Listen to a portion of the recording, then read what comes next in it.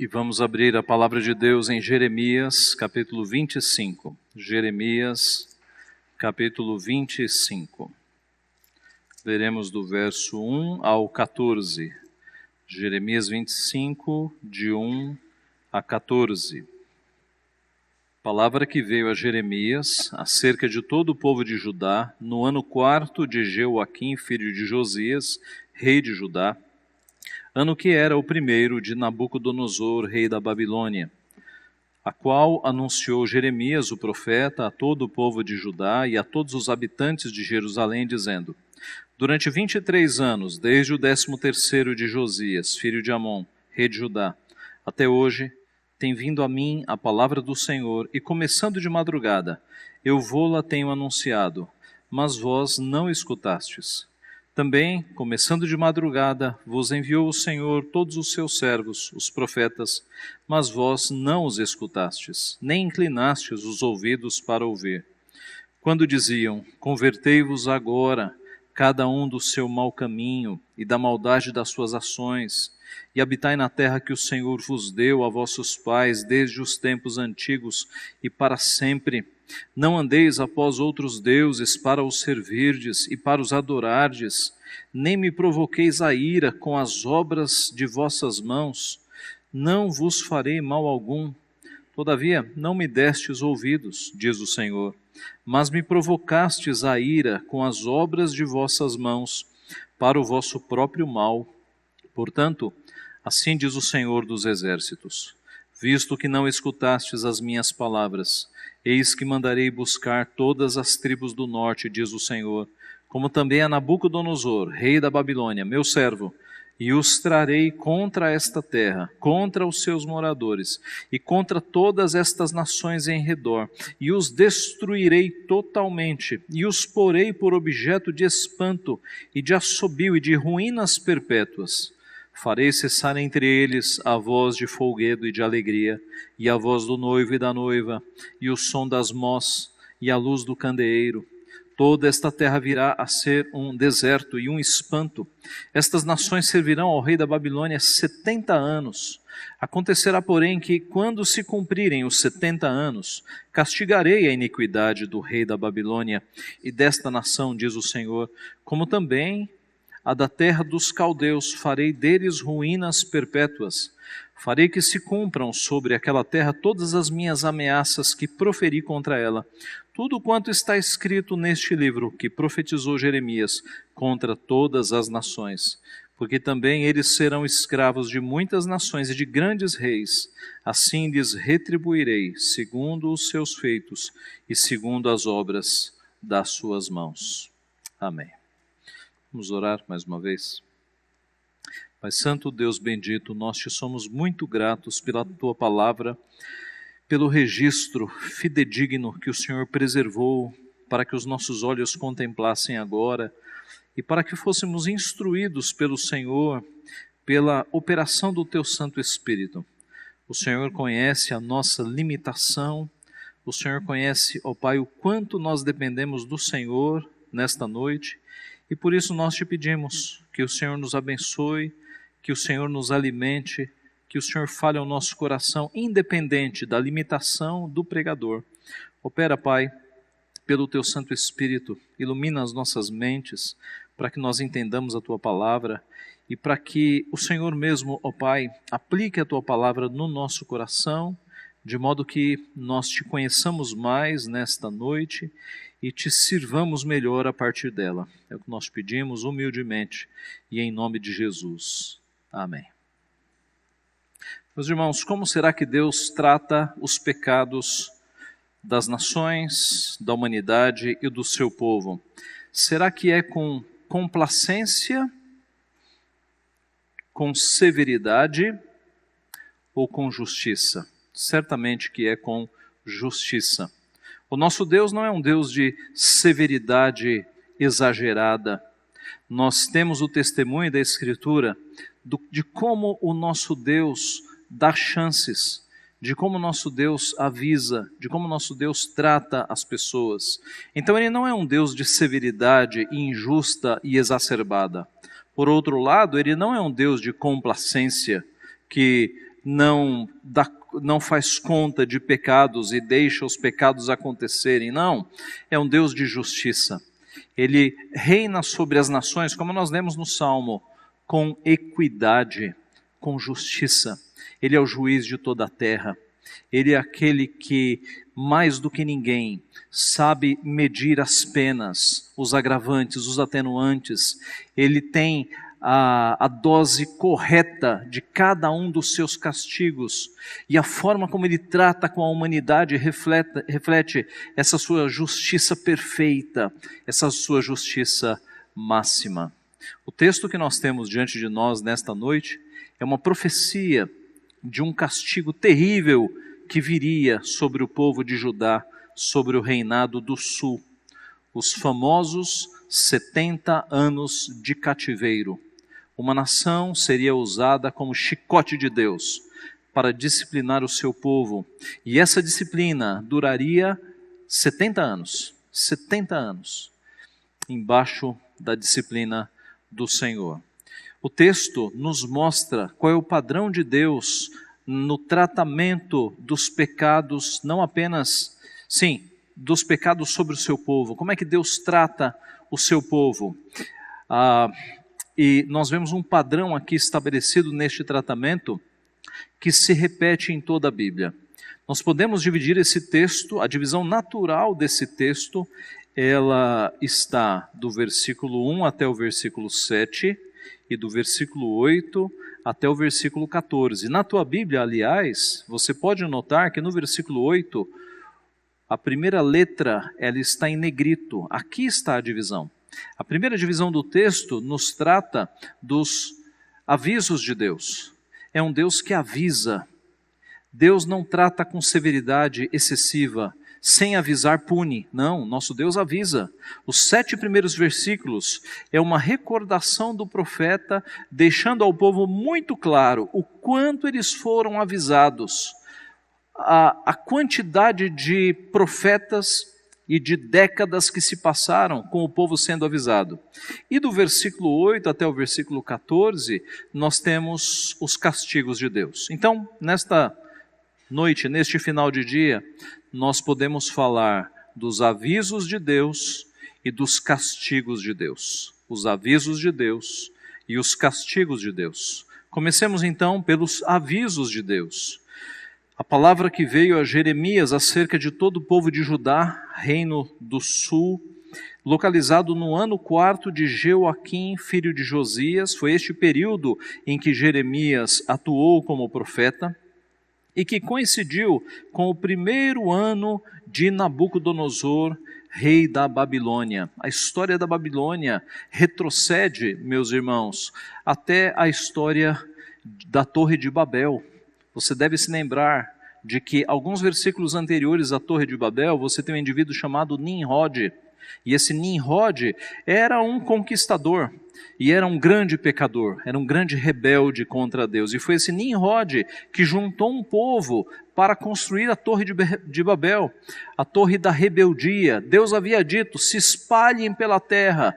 E Nimrod com o seu grupo disse, não, nós vamos nos reunir, nós vamos nos congregar e vamos construir uma torre cujo tope chegue até os céus. E faremos o nosso nome célebre por todas as gerações. E eis que Deus deu um nome para eles, só que não era um nome célebre, era um nome irônico, era um nome para que eles ficassem mal vistos durante toda a história. E o nome foi Babel. E Babel é a mesma palavra para Babilônia. Então a Babilônia, essa nação tão rebelde contra Deus, ela nasce lá atrás, com Nimrod, e a torre da rebeldia que foi Babel, é o início da Babilônia, e a sua história foi muito conturbada, com alguns impérios vencendo o império da Babilônia. Aqui neste momento, na história da humanidade, você encontra o que os historiadores chamam de o segundo império babilônico, ou o neobabilônio, que é justamente quando os caldeus derrotam as nações que formavam a Babilônia e fazem ali um misto de várias nações, e este é o segundo império babilônico, é o período neobabilônico. Nós estamos justamente aqui, e Jeremias está profetizando a partir daqui sobre eventos que aconteceriam, em que esta Babilônia seria usada como chicote de Deus para castigar o seu povo. Nós vimos, meus irmãos, anteriormente, na nossa sequência de sermões, que essa foi a angústia de Abacuque. Abacuque buscou ao Senhor porque ele estava cansado da iniquidade que graçava e crescia ao seu redor, e Deus respondeu dizendo: eu vou mandar os caldeus, os babilônios, como meu chicote. E Abacuque não entendeu nada. Como é que um povo pior do que o povo de Deus vai ser usado por Deus? E Deus esclareceu que este povo que serviria como seu chicote, depois seria punido também, porque Deus é Deus justo. E aí Abacuque descansou. Como nós vimos, Abacuque começa o seu livro com uma crise gigantesca, mas termina o livro com extrema confiança.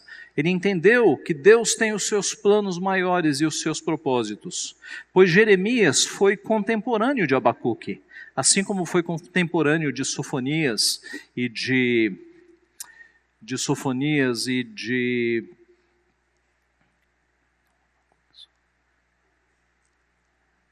Fiquemos com estes: Jeremias, Sofonias e Abacuque. Certeza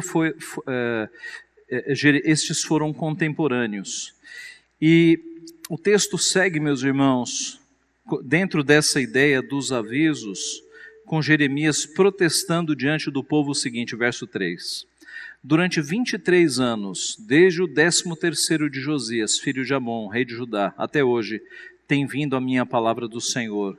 E começando de madrugada, eu vou-la tenho anunciado, mas vós não escutastes.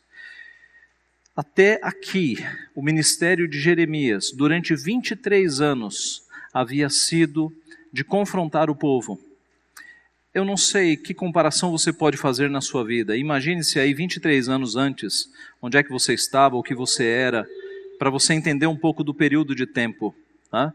Mas imagine que durante 23 anos, Jeremias falou a este povo, alertou este povo, confrontou pecados, e o povo não deu ouvidos. O povo estava endurecido. O ministério de Jeremias foi clamar contra estes pecados, denunciar pecados.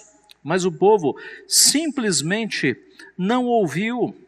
Diz o verso 4, também, começando de madrugada, vos enviou o Senhor todos os seus servos, os profetas, mas vós não os escutastes, nem inclinastes os ouvidos para ouvir. Logo de madrugada, dá a ideia ou de um período recuado em que Deus começou a mandar profetas, ou a ideia de que logo de manhã os profetas estavam confrontando o povo. Seja como for, o fato é que durante décadas Deus mandou profetas para que alertassem o povo do juízo de Deus que viria, e o povo não prestou atenção.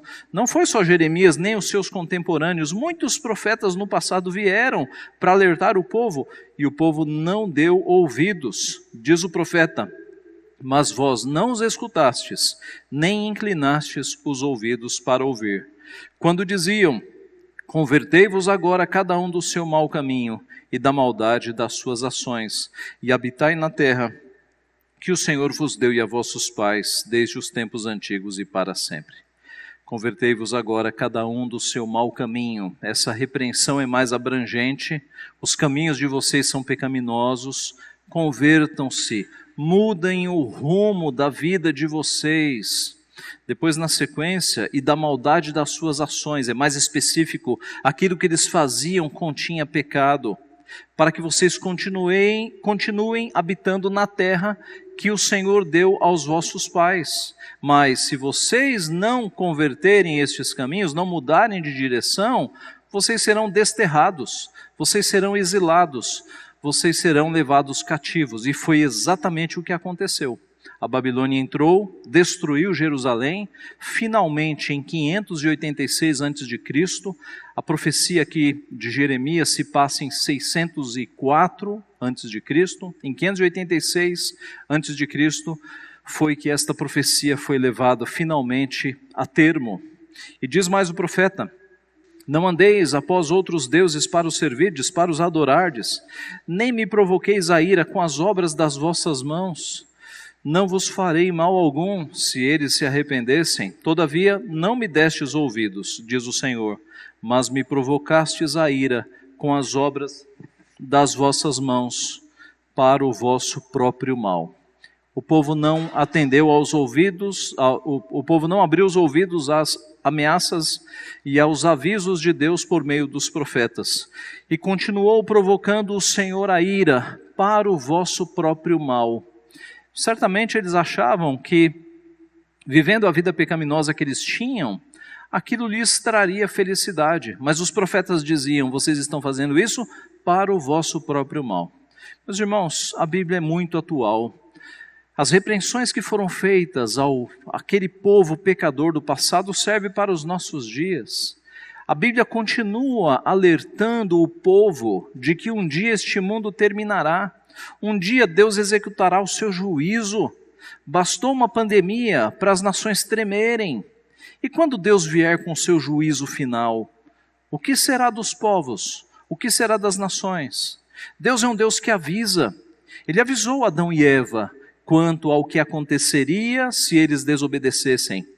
Ele avisou Caim quando Caim estava disposto a matar o seu irmão. Ele disse para Caim que o desejo estava batendo à sua porta, mas a ele cumpria dominá-lo. Ele avisou a geração de Noé. Noé é chamado por Pedro, em 2 Pedro, de o pregoeiro da justiça, do pregador da justiça. Isso implica que Noé pregou para a sua geração. A geração de Noé foi avisada.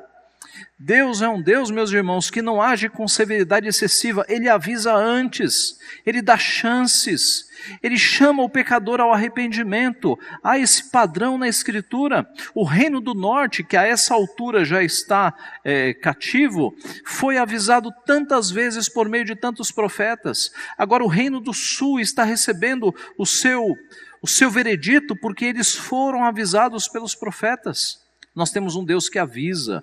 Nosso Senhor Jesus, no sermão profético, Mateus 24, ele avisa a sua geração e as gerações posteriores de como acabará o mundo, dos poderes que serão abalados, daquilo que precederá o juízo final. As pessoas de hoje sabem disso.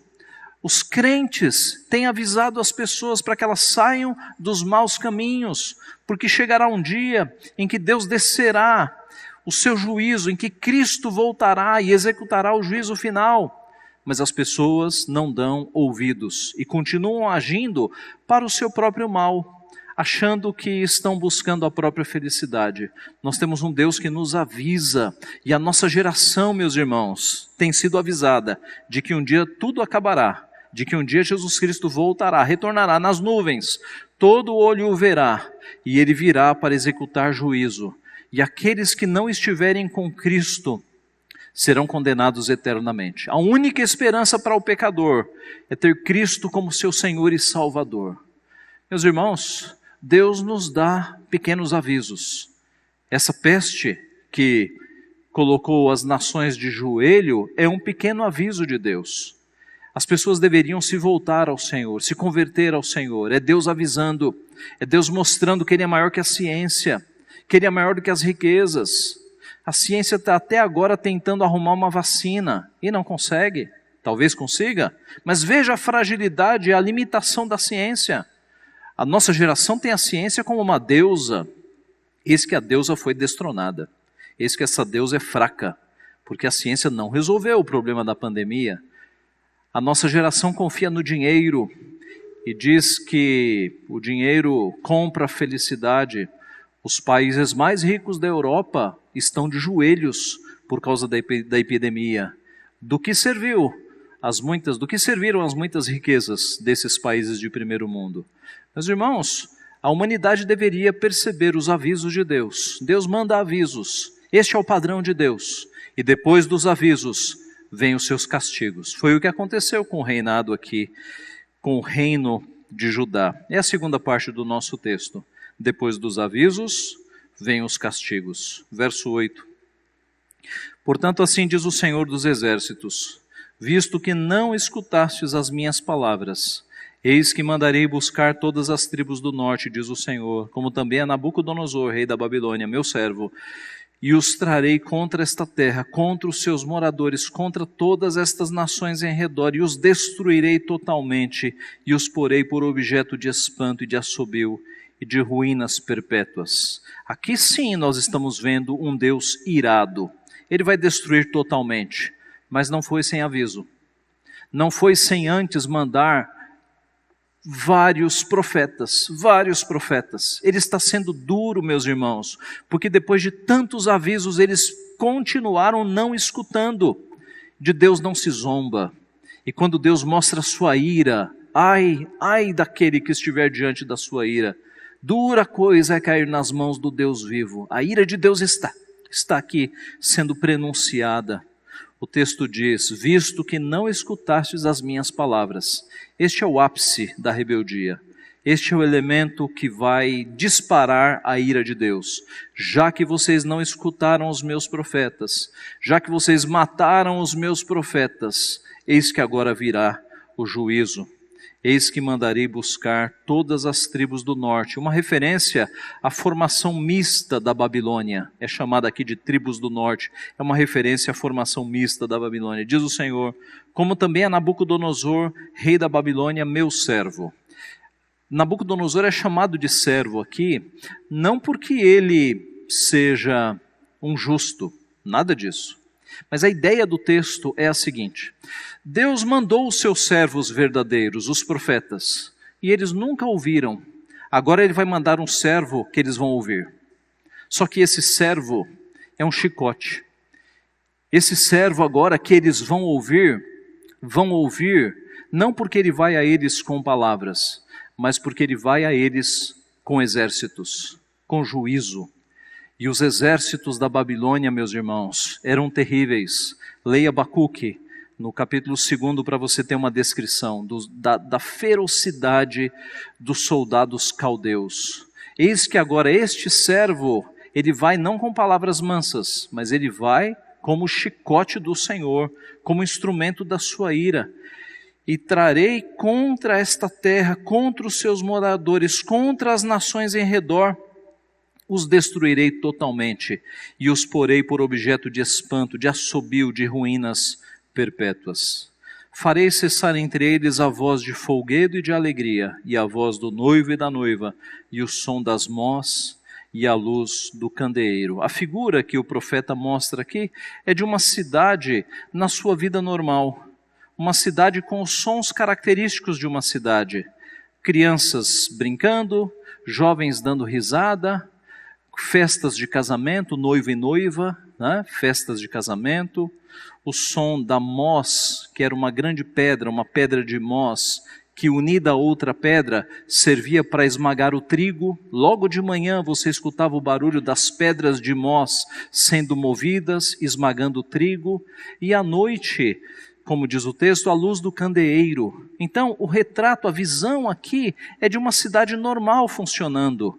Mas eis que a destruição de Deus será tão grande que todos esses sons das crianças, dos jovens, dos noivos, das pedras trabalhando e as luzes de candeeiro simplesmente serão aniquiladas. A destruição de Deus sobre o reino do sul, sobre Jerusalém, será total. Verso 11. Toda esta terra virá a ser um deserto e um espanto. Estas nações servirão ao rei da Babilônia 70 anos. Judá e as nações ao redor seriam levadas cativas para servirem agora ao rei da Babilônia. Acontecerá, porém, que quando se cumprirem os 70 anos, castigarei a iniquidade do rei da Babilônia. A mesma mensagem que foi dita a Abacuque, para consolar o seu coração, foi dita a Jeremias. Jeremias, eles serão cativos durante 70 anos, mas findos os 70 anos, Babilônia será castigada, os caldeus serão castigados depois deste período. E eu farei deles ruínas perpétuas. Farei que se cumpram sobre aquela terra todas as minhas ameaças que proferi contra ela, tudo quanto está escrito neste livro que profetizou Jeremias contra todas as nações, porque também eles serão escravos de muitas nações e de grandes reis, assim lhes retribuirei segundo os seus feitos e segundo as obras das suas mãos. 70 anos depois, o livramento de Judá e de todas as terras que estavam escravizadas vem pela mão de Ciro, rei dos Medos Persas. E agora Babilônia, que antes fora uma potência, vai ser escravizada pelos Medos Persas. Meus irmãos, nós temos aqui este padrão. É um Deus que avisa e um Deus que castiga. E os castigos de Deus para a disciplina do seu povo se encontram em toda a Bíblia. Não é? Quando Adão e Eva pecaram, Deus poderia tê-los exterminado, mas Deus agiu com misericórdia. E Deus os tirou do jardim do Éden para que eles não entrassem na eternidade em pecado. Depois volte lá para o texto e observe, depois que eles saem do jardim do Éden, a explicação foi justamente para que eles fossem poupados. Vamos fazer isso agora. Gênesis 3.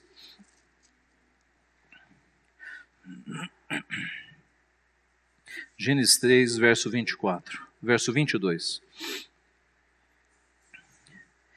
Então disse o Senhor Deus: eis que o homem se tornou como um de nós, conhecedor do bem e do mal. Assim que não estenda a mão e tome também da árvore da vida e coma e viva eternamente.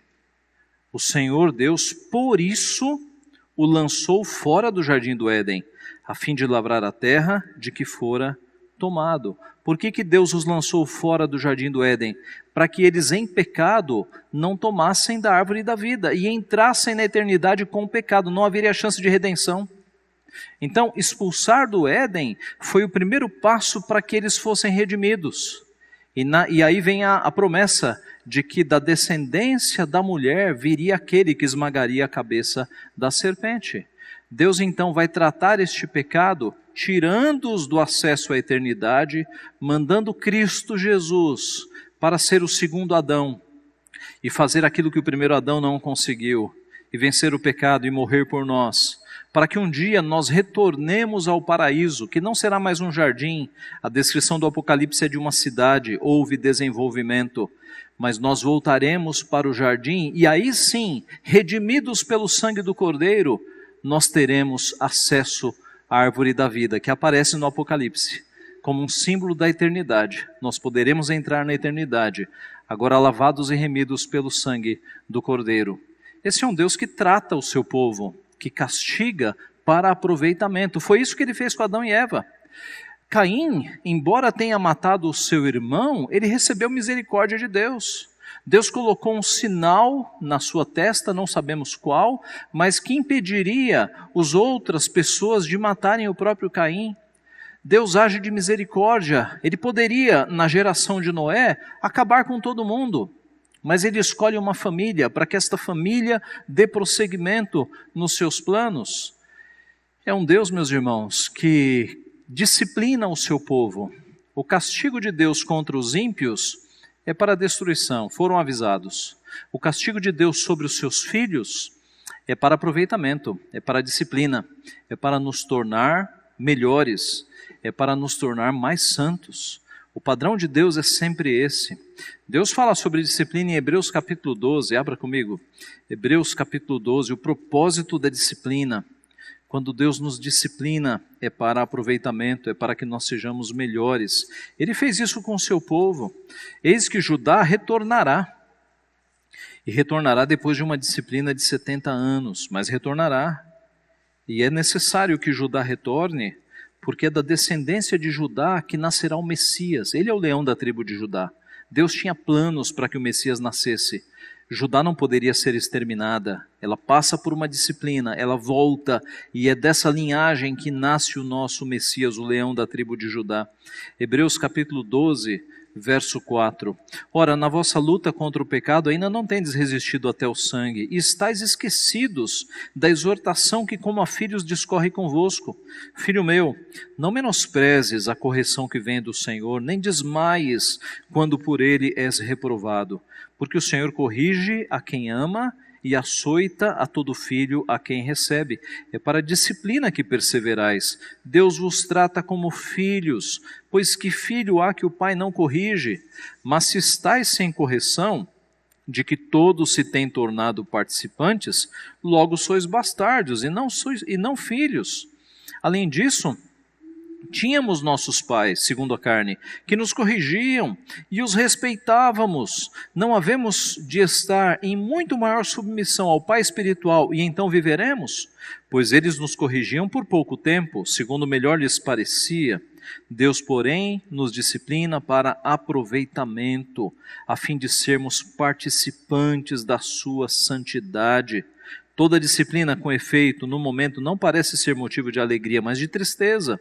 Ao depois, entretanto, produz fruto pacífico aos que têm sido por ela exercitados, fruto de justiça. Por isso, restabelecei as mãos descaídas e os joelhos trôpegos, fazei caminhos retos para os pés, para que não se extravie o que é manco, antes seja curado. O tom do texto é este: Deus nos disciplina porque nos ama. Deus nos disciplina para aproveitamento. Deus nos disciplina para que nós sejamos participantes da sua santidade. O que é isso? Ele quer que nós sejamos mais santos. Não temos um Deus sádico que dá risada quando somos disciplinados. Nós temos um Pai amoroso que nos disciplina para que nós sejamos melhores. É o ferreiro desentortando a espada e nós somos bem tortos. E Deus vai nos desentortando a duras marteladas em altas temperaturas. É por isso que dói, é por isso que nós sofremos. É Deus nos desentortando, Deus fazendo com que nós participemos da sua santidade. Eu tenho um amigo pastor que diz assim para amigos, colegas: eu nunca vi um crente chegar em mim, nunca um crente chegou em mim dizendo assim: pastor, eu estou sendo disciplinado por Deus. Todos os crentes chegam nele e falam: pastor, eu estou sendo provado por Deus, eu estou numa provação. Sabe por quê? Porque é heróico ser provado. Jó foi provado não por consequências de pecados. Então é muito heróico você dizer assim: olha, Deus está me provando. Mas nós deveríamos dizer, na maioria dos casos: Deus está me disciplinando. Deus está me disciplinando. Eu tenho quebrado este mandamento. É por isso que eu estou sofrendo. É por isso que nada dá certo. Deus está me disciplinando. Deus está pesando a mão sobre mim para que eu seja melhor. Meus irmãos, eu não estou dizendo que todo o sofrimento que nós passamos é consequência de disciplina. Jó está na Bíblia para mostrar o contrário. Mas, ao sofrer na sua vida, você deveria imediatamente observar o seu coração, para ver se você ama a Deus sobre todas as coisas, se a sua vida está correta, se não há pecados não confessados, pecados escondidos, pecados de estimação sendo alimentados, se você tem cumprido os mandamentos do Senhor, se você tem guardado o dia do Senhor, se o domingo é um santo deleite para a sua alma, em que você para as atividades e se concentra no culto ao Senhor, faça uma avaliação. Não ache que você é como Jó. Jó foi um personagem bem singular e específico na revelação bíblica. Nós somos pecadores e há sempre a chance de nós percebermos onde nós temos falhado e o que Deus está nos ensinando com a sua disciplina, quando Ele pesa a mão sobre nós, quando Ele puxa a nossa orelha. Se nós somos filhos, Deus vai puxar a nossa orelha. Se nós somos filhos, puxar a orelha não é um bom exemplo, Nenhum pai deve puxar a orelha de ninguém. O texto fala sobre vara mesmo. O Senhor corrige, ama e açoita a todo filho. Então, quando Deus usa a sua vara, é uma demonstração de amor, é porque nós somos filhos. O texto diz que aqueles que estão pecando à vontade e não são disciplinados é porque não são filhos, são bastardos. O escritor aos Hebreus diz assim: se vocês estão sem disciplina, observe se vocês não são bastardos, porque o Senhor disciplina os seus filhos. Então, se você está numa vida de pecado e está dando tudo certo, isso é uma forte evidência de que você não é filho, de que você não está com o Senhor. Agora, se a tua vida tem sido difícil, se você tem sofrido aqui e ali, é porque é Deus te disciplinando e te aperfeiçoando e te tratando para que você seja melhor, para aperfeiçoamento, a fim de que você seja participante da sua santidade. Meus irmãos, voltando para Jeremias 25 e concluindo, nós temos um padrão aqui belíssimo do Deus justíssimo em todos os seus caminhos, que governa as nações com total equidade. É um Deus que dá avisos e é um Deus que dá castigos. Para os avisos que não são assimilados, para os ouvidos que não são abertos, na sequência vem os castigos. Nós temos aqui, meus irmãos, um padrão estabelecido por Deus com aplicação em muitas áreas, Como um governo deve ser? Um governo deve ter um rigor excessivo ou deve ter uma complacência demasiada, que não pune os malfeitores, ou que pune de uma forma exacerbada, demasiadamente severa? Ora, um governo deve tratar os crimes e as coisas erradas com avisos e com castigos. Como é que um chefe de empresa, um chefe de departamento, alguém deve se relacionar com os seus funcionários? A Bíblia mostra que não deve ser na base das ameaças, mas deve ser com clareza e com avisos. Neste caminho você não vai ficar aqui. Neste caminho você vai receber alguma reprimenda. Neste caminho você vai ter alguma dificuldade. Com avisos e depois não com complacência. Se alguém está fazendo coisas erradas, deve de fato receber na justa medida aquilo que ele merece, a punição adequada. Como é que nós lidamos com os nossos filhos? Um pai não pode ser demasiadamente severo e na primeira desobediência sair espancando os filhos. Um pai não deve ser complacente demasiadamente. Não é? Aquela cena de crianças fazendo pirraça e mal educação e os pais apenas observando, aquilo angustia qualquer pai que tenha um mínimo de senso de justiça e de disciplina, não é? Então a criança não pode fazer o que ela quer, um filho não pode fazer o que ele quer, não podemos ser demasiadamente complacentes. O que a Bíblia nos ensina quanto a isso? Que nós devemos criar os nossos filhos na admoestação e na disciplina do Senhor, as duas coisas. A admoestação tem a ver com verbal, com avisos, com reprimendas. E se isso não funcionar, se os ouvidos não forem abertos, com disciplina. A Bíblia nos ensina a disciplina física. A vara, o chinelo, a cinta, o que você preferir. A Bíblia mostra, meus irmãos, que quando nós disciplinamos os nossos filhos, nós afugentamos a tolice do seu coração. Este é o método bíblico. Hoje esse é um assunto muito delicado, não é politicamente correto falar sobre disciplina, muito menos vara, não é? Mas meus irmãos, os jovens que foram criados por este tipo de disciplina, foram jovens singulares. Pense em José do Egito, pense especialmente em Daniel e nos seus amigos, a força de caráter de Daniel e dos seus amigos ali na Babilônia. Eles foram criados na admoestação e na disciplina do Senhor. De modo, meus irmãos, que o padrão que Deus estabelece aqui, de avisos e de castigos, é um aviso para a humanidade. É um alerta para os crentes como igreja e individualmente para cada um de nós. E estabelece um padrão para que nós apliquemos nas nossas relações, porque é um Deus justíssimo e com a sua justiça Ele nos ensina também a buscarmos a justiça nas nossas relações. Que Deus então nos abençoe.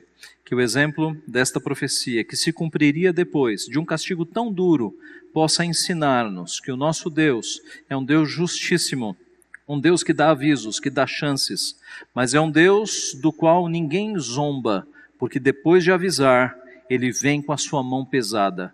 que nós o temamos, que nós o amemos e que esta palavra sirva para que nós nos consagremos mais a Ele. Amém.